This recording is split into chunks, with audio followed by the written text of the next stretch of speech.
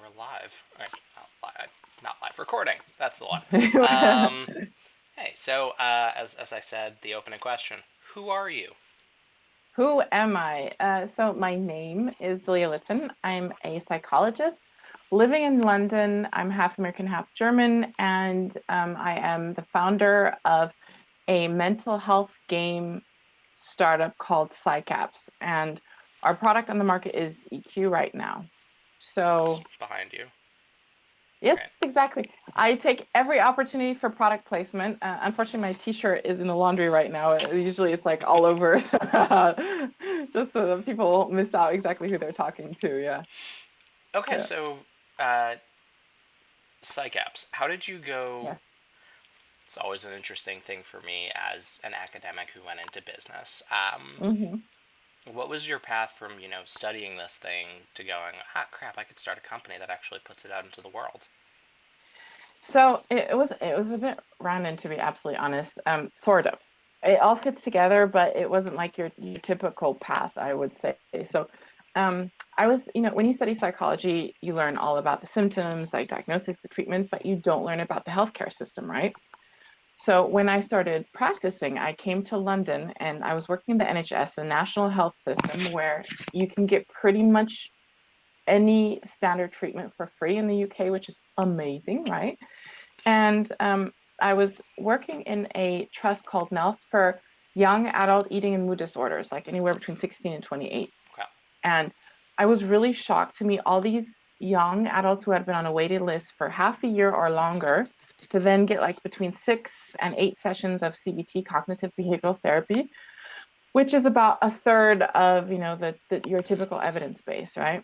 And I started understanding and looking behind it that even if every psychologist in the UK would working 50-hour weeks, we would only be able to take care of about 12% of the population that actually needed mental health care, right? So we are completely underfunded, understaffed, underrepresented, even though thankfully psychology is getting more and more popular, more people are studying it.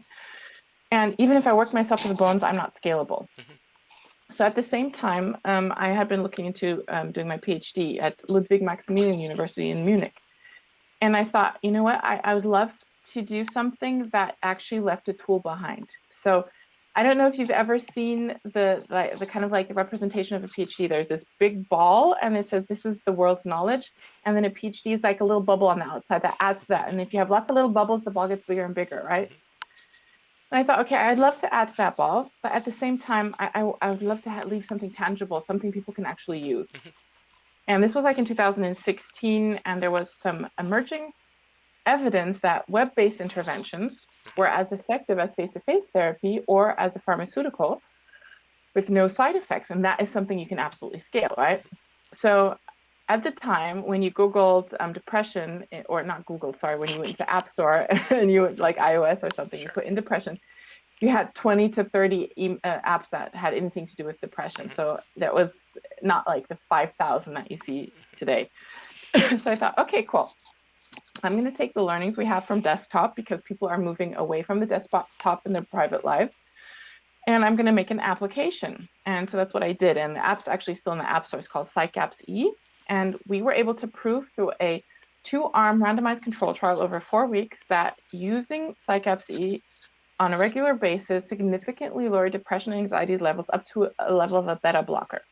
So up to the level of an antidepressant with no side effects. Mm-hmm. And so I was like, oh my goodness, I'm going to save the world from depression and anxiety for like $9.99 a month or something like that. It's like the world doesn't have to be in pain anymore. The problem is the world did not want to be saved that way, right? So this is where we come to the retention problem. The the American Psychology Association says on average, people spend 2 minutes on a mental health app and then they delete it from their phone. And that is not anywhere near as long enough to have any kind of clinical impact on the person, right? Imagine if it were. That would be awesome. Like, okay, mental health is solved. We're good. What's the next problem? Exactly. Sustainability. Okay. Yeah, so I was thinking, okay, maybe I just did like a super shitty app or something like that, who knows. Mm-hmm.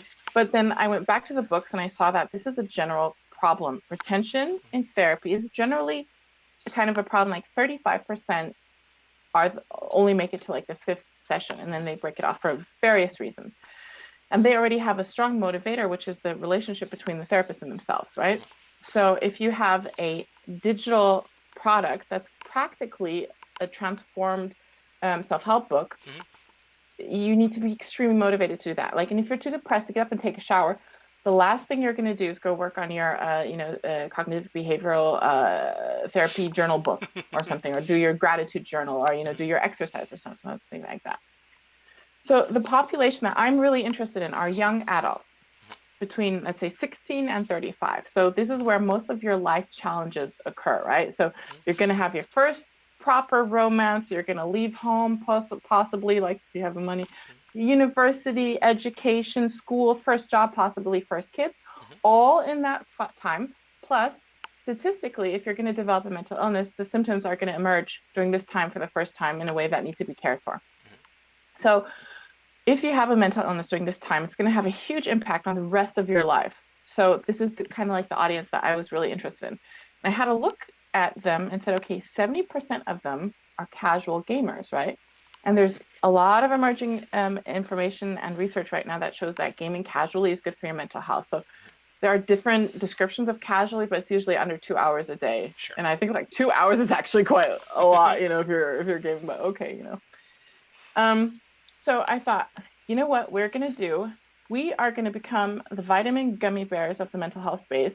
We're going to make a game, and we're going to infuse it with mental health care to hack the brain's reward system to get people to stick to mental health care.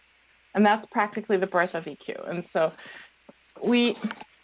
you probably know this. Some people don't know that, but there's a difference between gamification and gamifying. And so I like to say we've gamified mental health. So we actually made a game, and then mental health is a core component of the learning aspect, but it's not like gamification. We're not just, there are a couple of products out there. If you do your exercise, you get a badge, you get coins, you slap something on there. And it's more engaging than your average mental health app, but it's not a game, right? So that's pretty much how I got to it. And we have 5 times the retention of any other mental health app out there. And our team,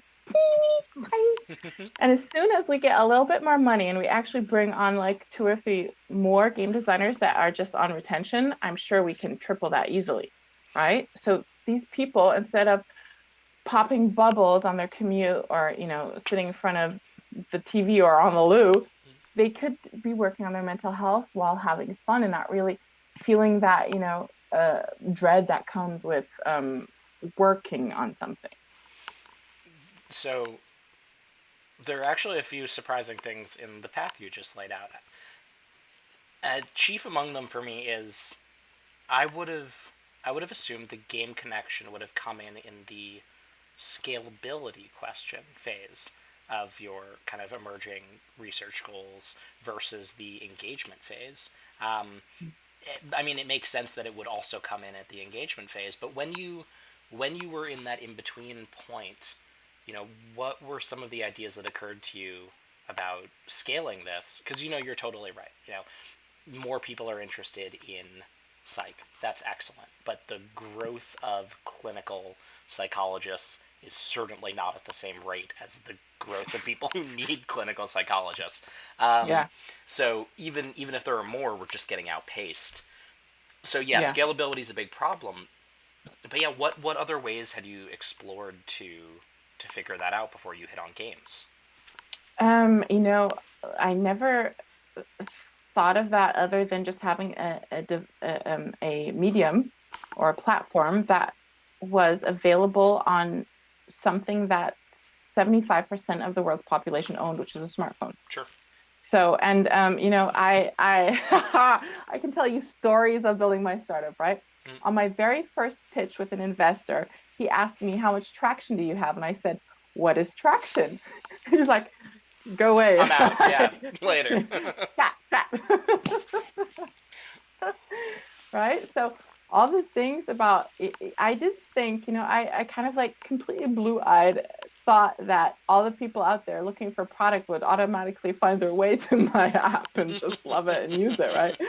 That didn't even occur to me. So it was just the people that had actually downloaded the app then I lost them. That was where I started getting, oh my goodness, like, why can't we retain them? Is the app that bad, or is it like not intuitive? And I did focus testing, focus testing, focus testing.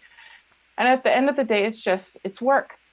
And usually the people that stay until the end of a program like that are the people who are intrinsically motivated and find pleasure in personal growth. And these are often people that will kind of get out of a flunk by themselves, right? So that's not even the target audience that you want to take care of.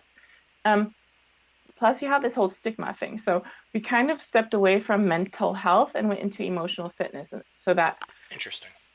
we could say this is an emotional fitness game, because we also didn't want to lose the male audience that was needing it a lot.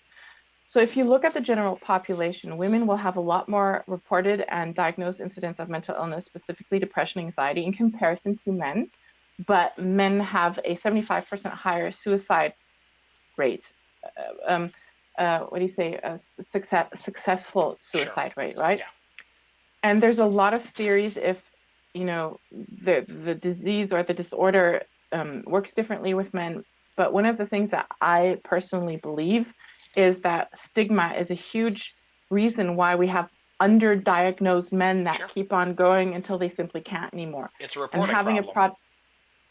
exactly, exactly. So having a medium that is something that men would feel comfortable, or young men specifically would feel comfortable with, is was also a reason why I did that. I didn't want to lose, the young male population. So now I'm putting on my like game designer hat, right? From Uh-oh. as a as a design challenge, right? You're talking about covering a wide swath of the population, right? If you look at whether it's analog game design, digital game design, at whatever level you're looking at, this could be anything from Monopoly to Blizzard Activision games. You do kind of have to drill down to your market segment. Um, it's going to be difficult to get 16-year-old boys hanging out in their room playing Call of Duty and 40-year-old moms playing like Flappy Bird between chores or something. There's just a very narrow slice of the Venn diagram where you capture all of those people. As a design challenge, and because you're gamifying, as a game design challenge, what have been some of the primary hurdles you've had to overcome there, and kind of big realizations you had when making this tool into a game? I think that everything is a compromise because of the platform. Psychology and learning psychological skills, or teaching psychological skills, which in a way is therapy. So there are very different types of therapy, but psychoeducation and then practicing these and implementing in your life is one of the major psychological interventions, right? Cognitive behavioral therapy and things like that. Um, it's all very wordy, right? You can't explain a mental health dimension and treatment in only with pictures. At least I can't, right? So finding a way to teach it as compact as possible was our biggest challenge. And I think working with our first, so maybe you know them, Collision Studios in Los Angeles. Yeah. They were our first partner. So one of our Okay. investors and was Philip Irvin from Collision Studios, and they built the very first version of our game. And Okay. I remember having the idea. So I wanted to teach emotional bids. Emotional bids comes from the Gottman Institute. They are the biggest evidence-based research organization for relationships, right? And so emotional bids is a bid for connection and attention. And depending on how you react habitually, they can predict by 85% if you're still going to be with that person or be friends or be in a relationship within 6 years. So it's one of the core communication styles that are very beneficial or non-beneficial depending on how you react. So I was thinking, when you teach the skill, usually it blows people's mind, like, oh, so when my partner's like kicking me under the table when I'm on my phone, he's actually, he wants my attention, right? I'm like, yeah. And then they go out and they go like, wow, this really enriched me in my life, and it completely changed how I talk and blah, blah, blah, and so on. Anyway, so it's a huge impact. So I said, I want to teach this first so that people get a real time, instant gratification about a psychological skill. And then I did a wireframe on PowerPoint because I'm no designer and no developer. And I forced my boyfriend, who is a proper gamer, to go through the PowerPoint presentation and learning about the emotional bits. And he was like, "Oh my God, this is so bad. I hate it." Like, "Oh, how many? Oh, another slide." But at the end, he still talks about emotional bids like 4 years later, right? Since we're not live, can I just tell my nanny real quick that she can wake up the kids? Yeah, of course. Yes. Raz first. Yeah, this is all getting transcribed later, so I'll be able to cut that part out. Okay, cool. Thank you. And then I said, okay, I can't force the people that are downloading the app to do this like I can force my poor boyfriend. So I sent the wireframes to Collision Studios. They had a giggle, and then they came back with their wireframes like 2 weeks later, which was completely different and very similar to what we have right now. So you learn it in a tutorial style before having like a multiple choice, and then it opens up to choose your own adventure. So that was I think the first hurdle was, how do you teach a skill, psychological skill, and make people repeat it in a way that isn't too wordy? And people still complain that we're very wordy, right? Mm-hmm. And then the second thing is, what kind of a game should it be? Sure. And because of the nature of the teaching psychology, a narrative game would make sense. But narrative games are highly popular with women, young women specifically, right? And not so much boys or men. So how do you kind of take that and not make them be turned off by the type of game, right? So then we had kind of like a Dungeons and Dragons choose your own adventure story to begin with, kind of to ease them into the concept. And then the girls were like, I want a love story.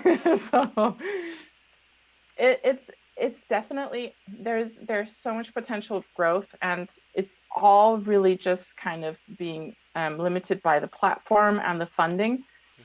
If we had more funding, it'd be able to be easier personalized, right? So people could go in and then we could figure out which direction we send them. Right now, we're kind of like forcing them all through the same stories. But at least now, it's not written by me anymore, but it's written by a Marvel and DC comic writer, Ari Kaplan. So that makes a huge difference. Like, people were saying, yeah, it's not that well written. I'm like, oh yeah. Well, you'd love my academic papers. I might not be a narrative writer, but I'm not a bad writer, I promise. Okay, so going back again, so my introduction to you was actually a paper you wrote with some other authors while you were still at Ludwig Maximilian University of Munich. Are you still, in that image of what a PhD is, the bubble with lots of little bubbles around it? What does it look like for you, coming from an academic background, having that fundamental interest both in helping people but expanding the kind of core knowledge base of what is possible when it comes to mental health, but now working in private enterprise? What does it look like for you to increase that knowledge base now? It is beautifully connected.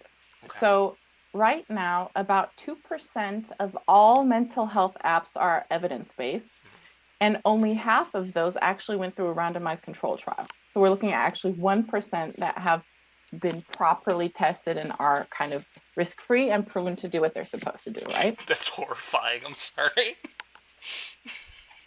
Yeah. That's so messed up. Just imagine you are a lost soul looking for help, and then you download an antidepressant app that helps you fight depression by moon phases. I'm not even making this up. I know, that sounds like a thing that people I know would probably have got on their phone. Yes, and they probably believe it more than, anything that went through a clinical trial, but that's a whole another topic. So everything I do needs to be evidence-based for multiple reasons. Personally, because I just love research and I think it should be. I need to, everything is built on a hypothesis. It's empirically based, which means I'm only using psychological skills that are integrated in therapy and have been for the last 10 years and more. Most of them are evidence-based by their own rights, like generalization, catastrophizing, ABC beliefs, things like that. So your typical thing that you will learn in any cognitive behavioral therapy setting. But put into the app in the form that is and everything, it needs to be evidence-based. And so actually right now we are launching a campaign in the UK. It's going out to 110,000 students and all of UCL under the umbrella at UCL. So I'm a research fellow at UCL that is testing the new version that came out right now because it's slightly changed. So we have the lore, you could create your own avatar, the storyline is different, everything. So same skills being taught, except for two that are switched, but we just want to make sure that it's still evidence-based. So it's going through another trial. It's going to be a 5-week trial, but we're doing it with 800 participants instead of the 300 that we did their first trial with. Plus, right now, all of the mental health products out there, the digital ones, even the ones that are evidence-based, have something that's called a black box effect. The patient goes into, or the client goes into the app, something happens, and then magically comes out, and there has been an effect of some sort, right? We don't know what does what. And the research is so behind on everything, specifically with the digital space, that I am trying to kind of use a new type of clinical procedures called micro-randomized control trials to speed up the process and still stay evidence-based while figuring out what feature does what in the game.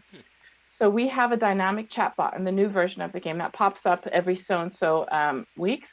And when we go further down the line, we will be A/B testing that to the features, and we will be able to say that, for example, putting generalization, this story lowers anxiety by point so-and-so. If we change it to catastrophizing, it will up it by so-and-so.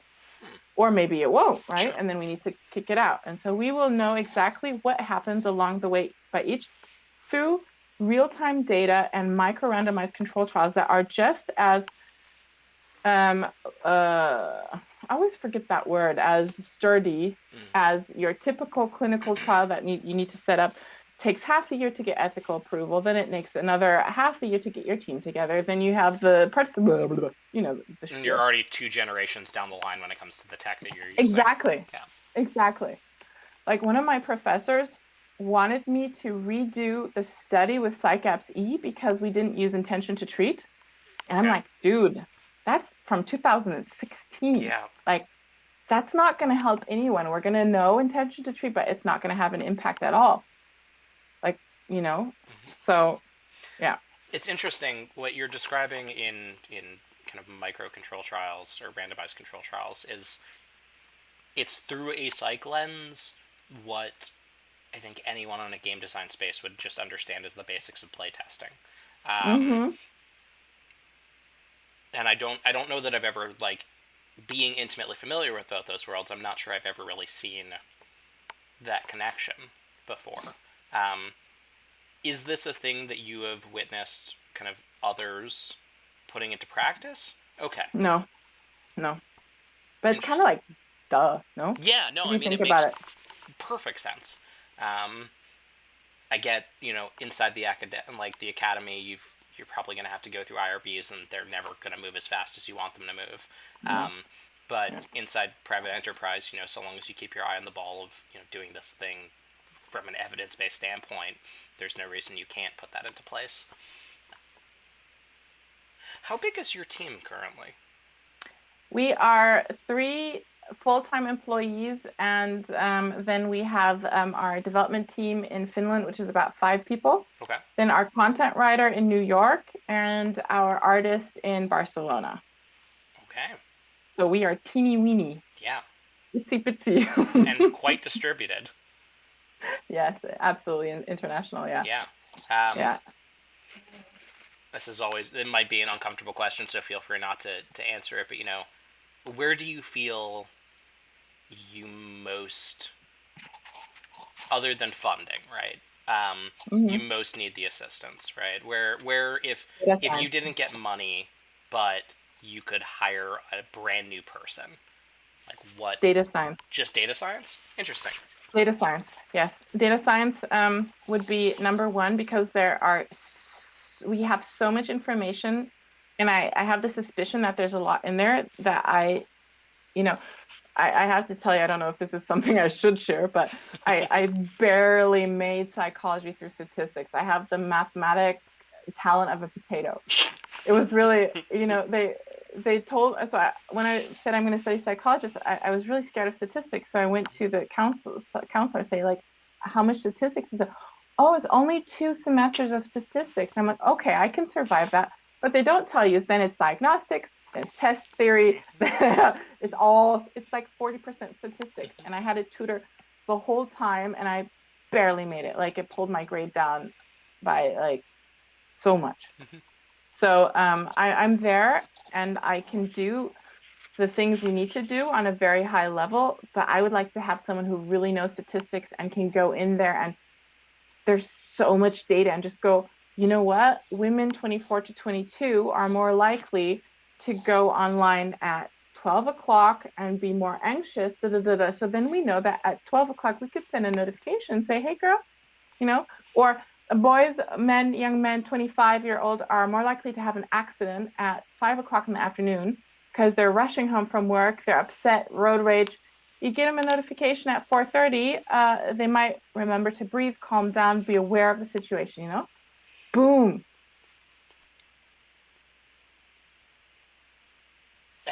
So it's my great chagrin because I'm in the same position, right? Yeah. In however much statistics there is in clinical psych, there's just somehow even more in org psych, Yeah. because org psych just has completely disregarded theory in favor of like big data analytics, and Yeah. I'm one of those weirdos who will always be a theory person and just like you show me.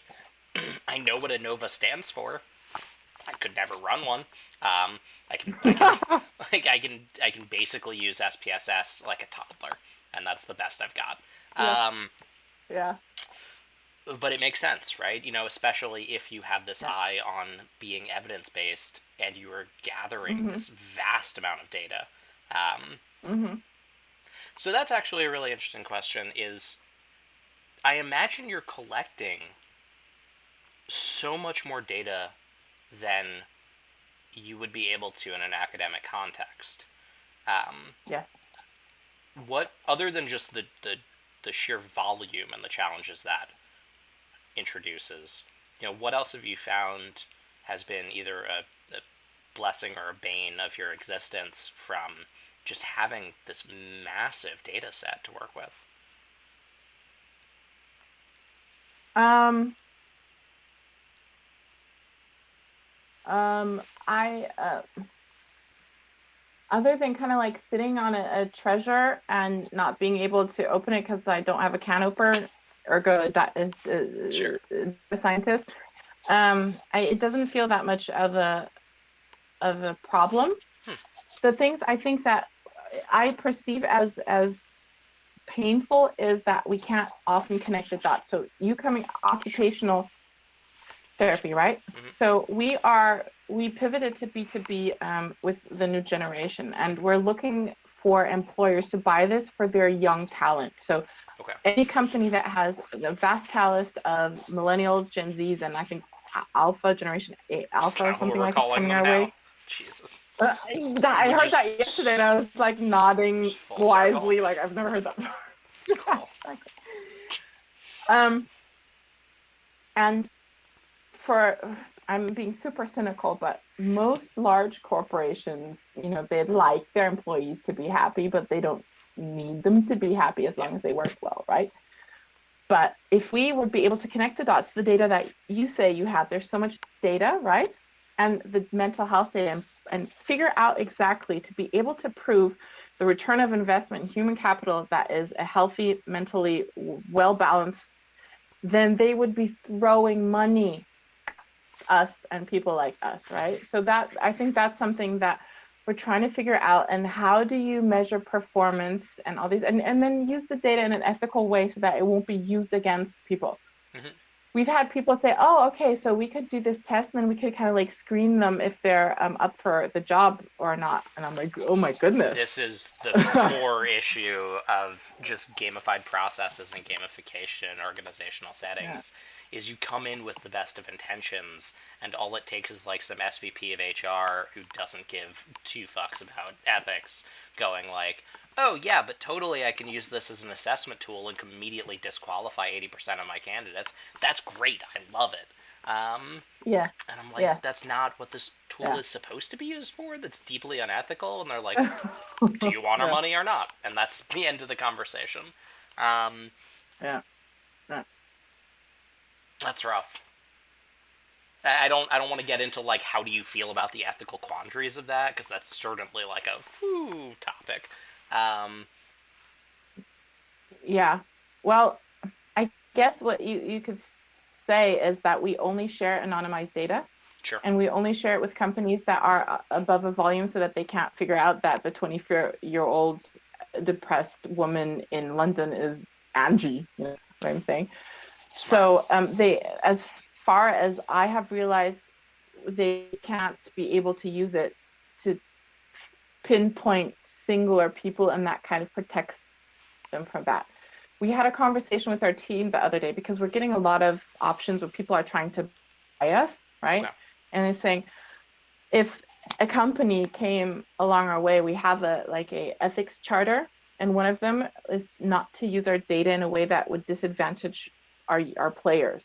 And if there's a company that is asking to buy us that we know would use it to their disadvantage, that we all pledge to not accept it, even if it's super painful and, you know, we can't buy that boat.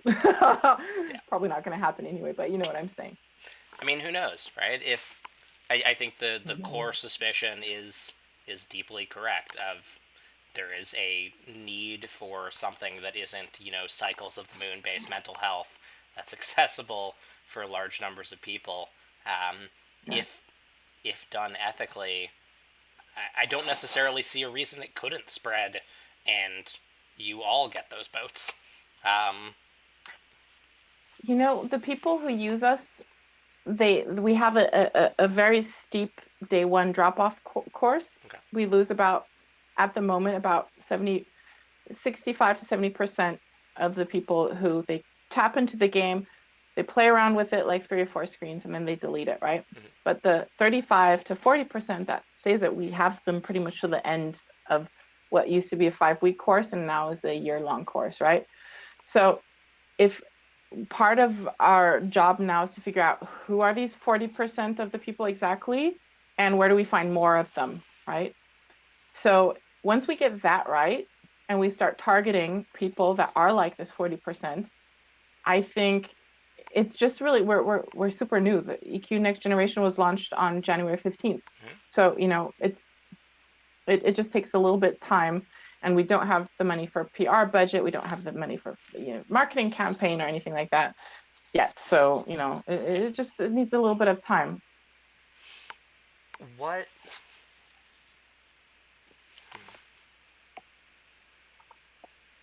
I don't know, pie in the sky, right? End of this year, we're 4 months into this year. That's insane. Yeah. All right, so in the next 8 months, you know, what, other than, you know, finding maybe the perfect company to buy you and give you $100 million and you do whatever the hell you want with it, right? Like, pie in the sky, but, like, not pipe dream. Mm-hmm. What do you think you'd like to see with PsycApps? My team put together the vision of reaching 1 million lives for 2021. Okay. That's our goal. We have 3 teams now scaling. So we have our commercial director in the UK who's doing sales. Then we're partnered with a company called My Clear Health that uses it sells AXA products and us as the second product, and they're a team of super connected in the well-being and mental health space. And then we have a team in Germany that is a very specific market because they have a bill that supports prevention products, and they don't have a lot of evidence-based prevention products. And I'm German, my university is German, Mm-hmm. so it just fits. So theoretically, amongst the three of them, we could reach 1 million. Plus, I'm not sure if you're aware of this. Right now, we are partnered with Unilever's brand Clear, which is an anti-dandruff brand. I think I saw this maybe on Yes, so Twitter. we possibly on Twitter, they are using eQuoo for the largest global prevention and early intervention campaign in history. So it's running in Indonesia, Vietnam, we're onboarding Russia, China, and Turkey. That's already kind of like what, 60% of the world. So and their numbers are vastly different than our numbers. Sure. Obviously, they have a couple of times more than we do, but it's a part of the process.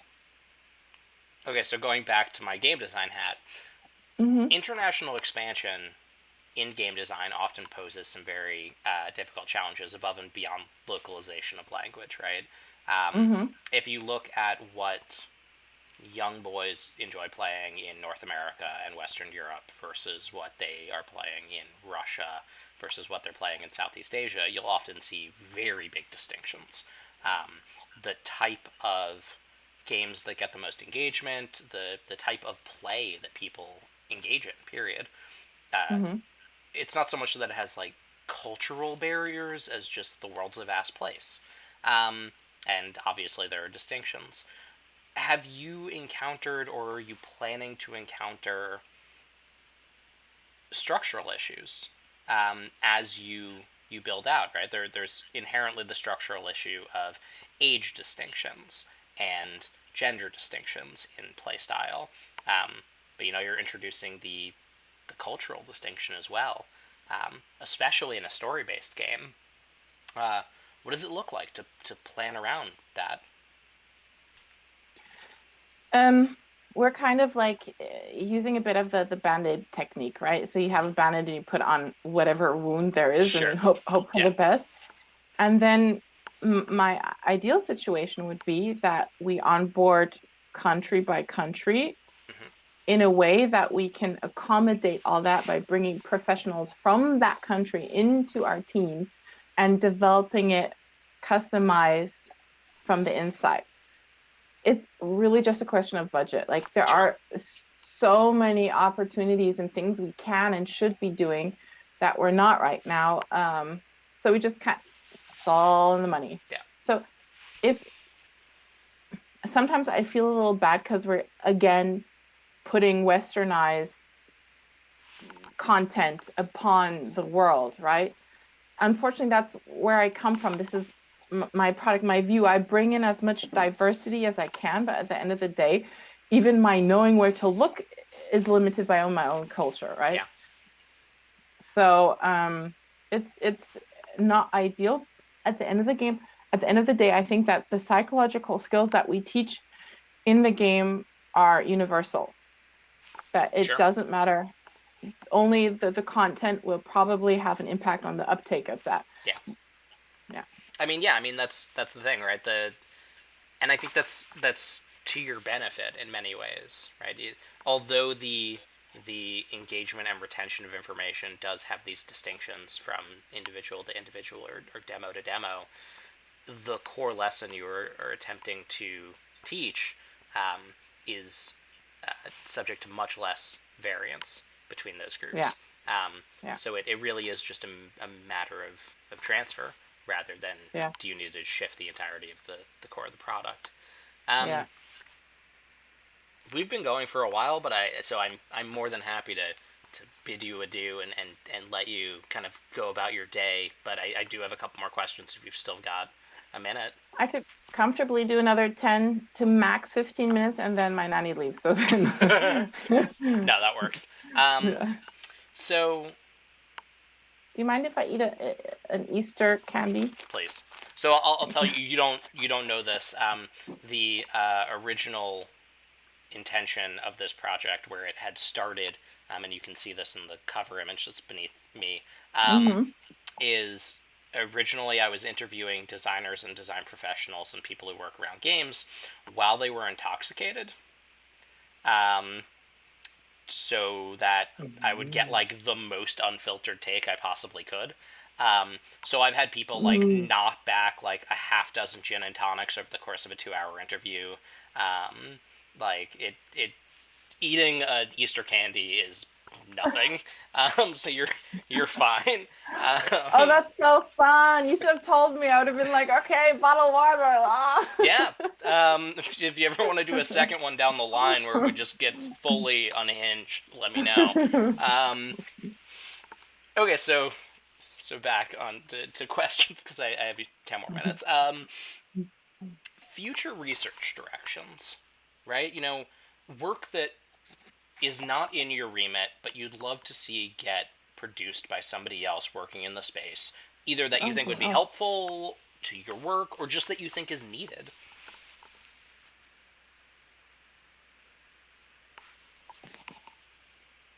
I know that's a stumper.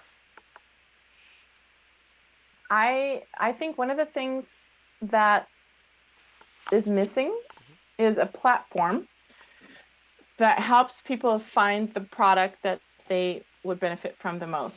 Okay. The market is extremely fractioned, Mm-hmm.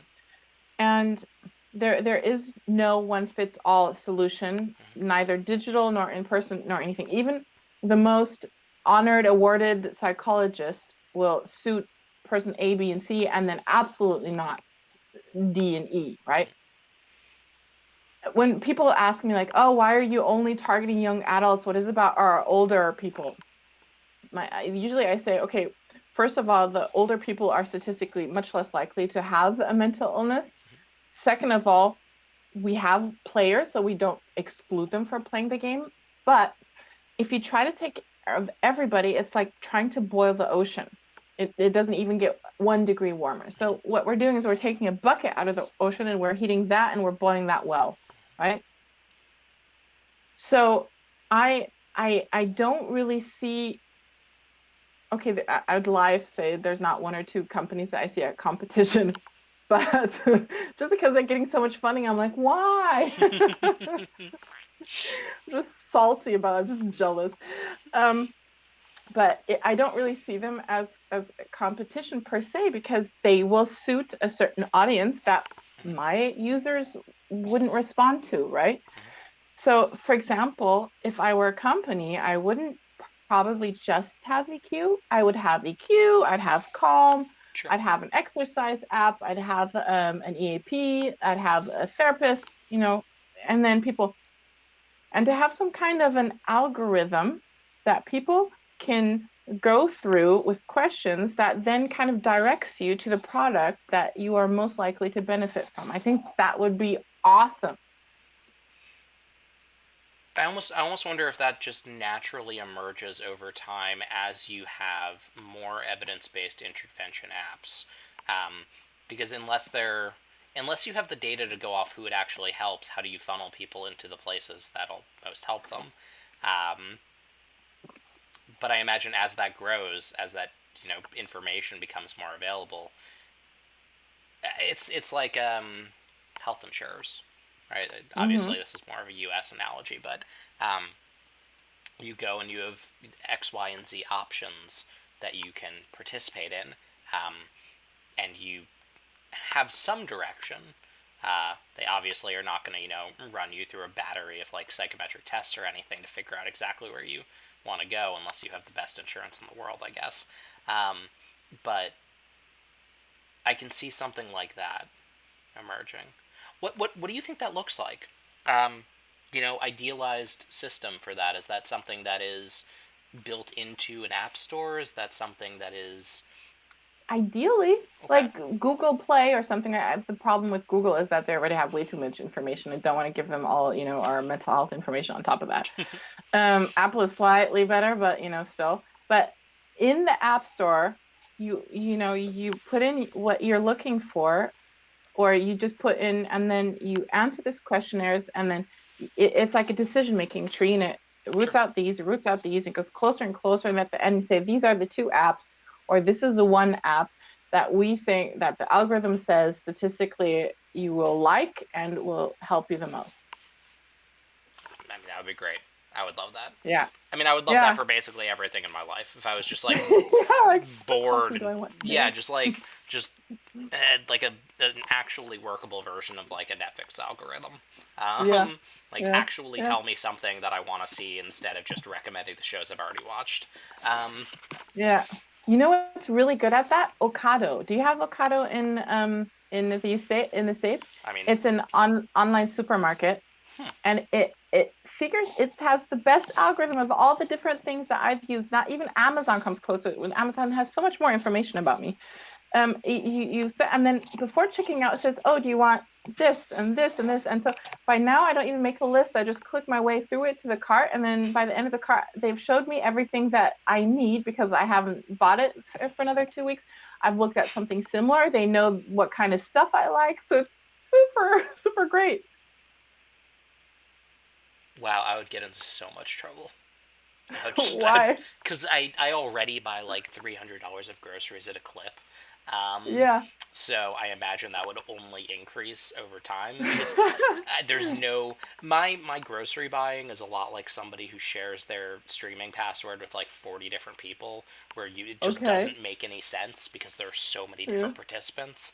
Um, Yeah. so it's like maybe I'll be getting some like Chinese like candies, and maybe I'll be getting like Ethiopian food to prepare, and like maybe I'll be getting really sugary cereal, and like that'll be my cart. Okay. Um, so I just Huh. Okay. with that, I imagine they would recommend really interesting things I hadn't heard about, and I'd suddenly just be buying everything that the store has. Um, which not a bad problem to have. But I would, if you were in the UK, I would dare you to use it for a month because I would think that you might actually end up with offerings, like, for example, like a Bolivian fish dish that you would never thought that you needed. And you're like, oh my God, yes. And then right next to it would be like Fruit Loops. And you'd be like, oh yeah, cool, click, right? Yeah, I would be surprised if it didn't work. I would like to find out. I wonder if I can just like start an account and just play around with it, even from the US.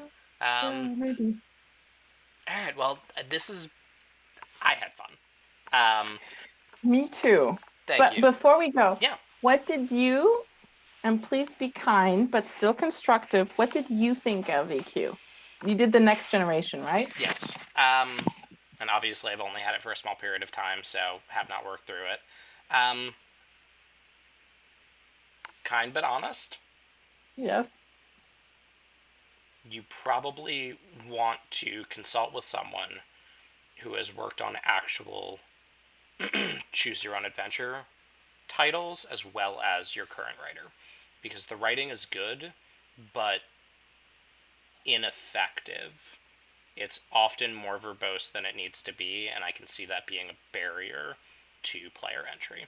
Um, Good CYOAs, and the best CYOAs, so often they actually come out of the UK. The classic example is something called Advanced Fighting Fantasy, which probably any gamer in the UK will have heard of. But it's a rich tradition. Those those tend to be quite succinct in their presentation of information, and have really interesting and nuanced mechanics beside the text that reinforces what the player is engaging with.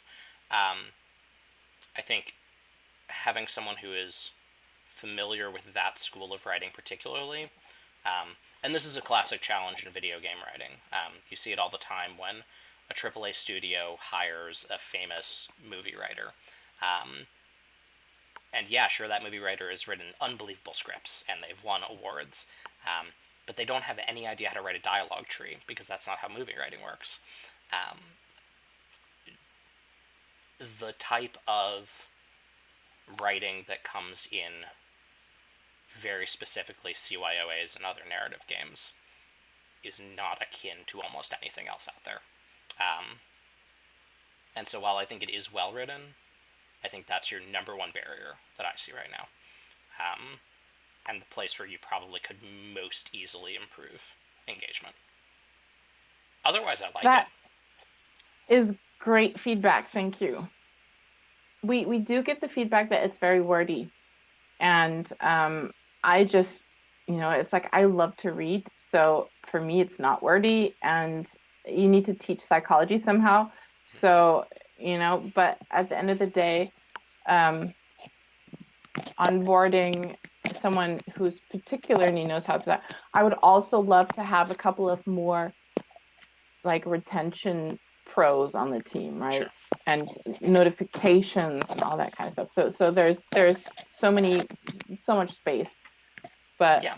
I think the core of the thing is obvious and good, right? Like there was not a point where I was messing around and went, I don't know why I'm doing this. It was more that if I had been in a more harried place or less willing to put the time in to engage with, there were certain points where I was doing something just a couple seconds too long, mm-hmm, that I would have bounced mm-hmm, off. Um, mm-hmm, it's nothing that's like, oh, why the fuck am I still here? mm-hmm. It was just kind of little bits here and there that could have been pared back, which is Do you honestly a know good someone? sign. Do I know someone? Yeah, I can. Yeah, I know a lot of people who work in the analog and written RPG space in the UK. yeah. So I can. Mm. I'll put together a short list and send some people your way. Thank you. That I would deeply appreciate that Yeah, because and a lot of them are I very hungry to work in things other than just like the fun, interesting, brilliant designs, but like very low sales count stuff that they're doing. yeah. So yeah, I'll put together a short list and get that your way. Okay, cool, cool. Because when every once in a while I tap into episodes or my story, something like that, and it's the content is hideous and really bad for your mental health, but it is sticky. Like I do want to Mm-hmm. know why Becky slept with my sister's boyfriend, Mm-hmm. So Yeah, yeah, it's okay. it's the great and fascinating thing where most of the really really talented people I've ever met in games, if you don't operate in the like very narrow and insular community, you will never discover them. Yeah, And it's yeah, it's the strangest thing because so many fields could benefit from the people who work in that yeah, space. Uh, yeah, anyway, we're past your nanny leaving yeah. time, so Yeah. um, Ah. thank you. It's been a pleasure. Thank you for your interest. Yeah, no. Hopefully I'll talk to you soon and I'll send you that list. Okay, cool. Thank you so much. And let me know when it's about to be printed, your book, and if this interview even makes it into there. Oh, it will. Okay, cool. All right. Bye, Joe. Bye.